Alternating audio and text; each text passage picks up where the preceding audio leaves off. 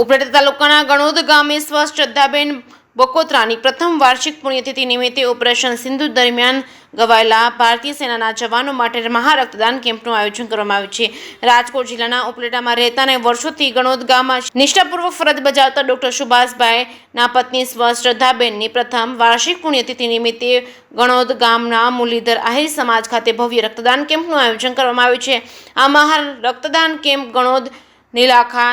તસાવા તેમજ મજેઠી સમસ્ત ગામ તથા પ્રાથમિક આરોગ્ય કેન્દ્ર ઢાકના સંયુક્ત ઉપક્રમે હાલની યુદ્ધની આકસ્મિક પરિસ્થિતિને ધ્યાનમાં લઈ ભારતીય સૈનિકો અને આમ નાગરિકોની બ્લડની જરૂરિયાતોને પહોંચી વળવા ગણોદ ગામ ખાતે ભવ્ય રક્તદાન કેમ્પનું આયોજન કરવામાં આવ્યું છે। સાથે પર્યાવરણની જાળવણીને ધ્યાને લઈને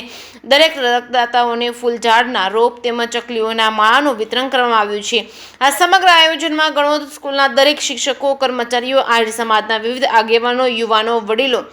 મહિલાઓ સહિતના લોકો મોટી સંખ્યામાં ઉપસ્થિત રહ્યા હતા। જરૂરિયાતમંદ લોકો માટે બ્લડ ડોનેટ કરીને દેશપ્રેમની ભાવના અને ભારત દેશના વીર જવાનોને રક્તની જરૂરિયાતોને પહોંચી વળવા વધુમાં વધુ રક્ત એકત્ર કરી પોરબંદર સિવિલ હોસ્પિટલને સુપ્રત કરાયો હતો। જેકે ગુજરાતી સાથે અર્શી આહિર, ઉપલેટા।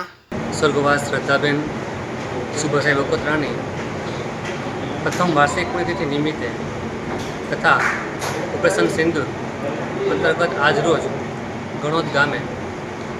પીએચસી સેન્ટર ઢાક અંતર્ગત ગણોદ મજેઠી તણસવા ગામ અંતર્ગત આજે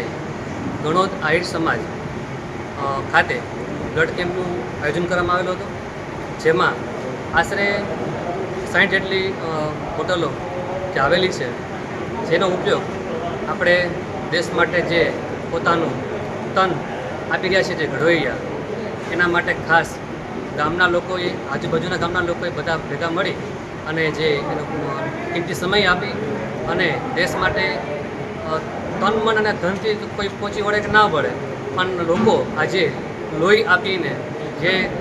ઘવાયેલા સૈનિકો છે એને કામ આવે એ અંતર્ગત તથા બીજા કોઈ અન્ય વ્યક્તિને પણ જરૂર પડે લોહીની,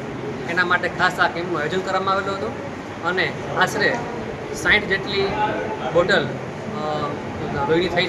થઈ છે અને સિવિલ પોરબંદર વાસી હોસ્પિટલ સિવિલ જે બ્લડ બેંકનો સ્ટાફ અહીં આવી અને લોહી એકત્ર કરી અને તે પોતાની સંસ્થામાં લઈ જશે। આભાર।